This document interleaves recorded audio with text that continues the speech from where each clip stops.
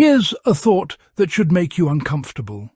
If the power goes out tonight in winter, your modern home could become dangerously cold in just 6 hours, while a medieval house built of mud, stone and wood could stay warm for nearly 2 days. No thermostat, no insulation foam, no smart climate control.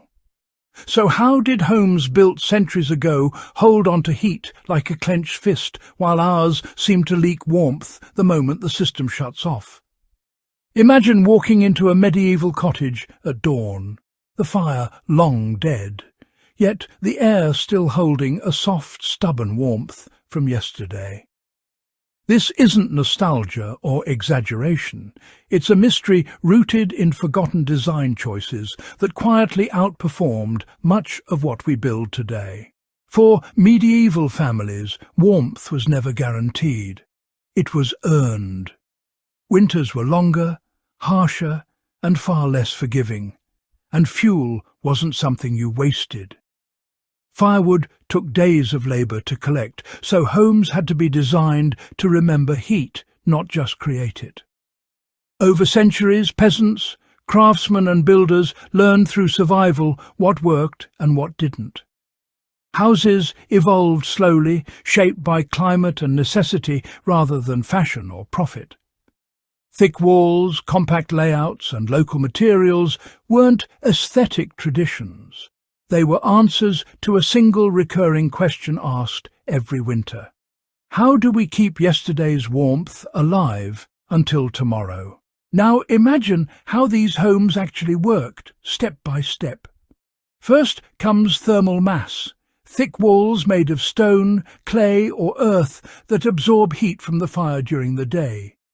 These materials don't warm quickly, but once they do, they release heat slowly, sometimes for 24 to 48 hours. Floors are earthen or stone, adding even more stored warmth. Windows are small, reducing heat loss, and doors are heavy, often doubled with internal barriers. Inside, spaces are tight. Heat isn't wasted on empty rooms. The hearth isn't meant to heat air. It heats walls, floors and objects, turning the entire house into a battery. When the fire dies, the house doesn't go cold. It exhales warmth slowly, hour after hour, like it's alive. Here's where the comparison gets uncomfortable. Many modern homes rely on lightweight materials, drywall, hollow walls, large windows, that heat up fast but lose warmth just as quickly. We heat air instead of structure, so the moment energy stops flowing, comfort collapses. Medieval homes did the opposite. And now architects and engineers are rediscovering these same principles in passive houses, earth homes and energy-efficient design.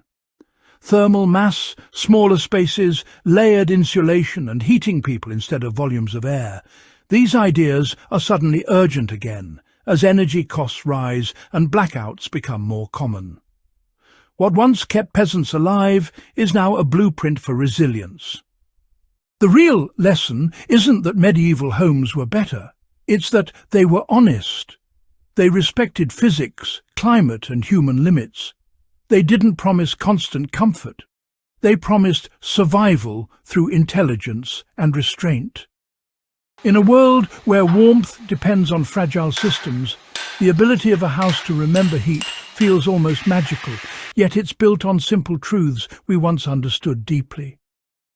As we face colder winters, uncertain energy and changing climates, the past quietly offers a challenge. Build not just for convenience, but for endurance.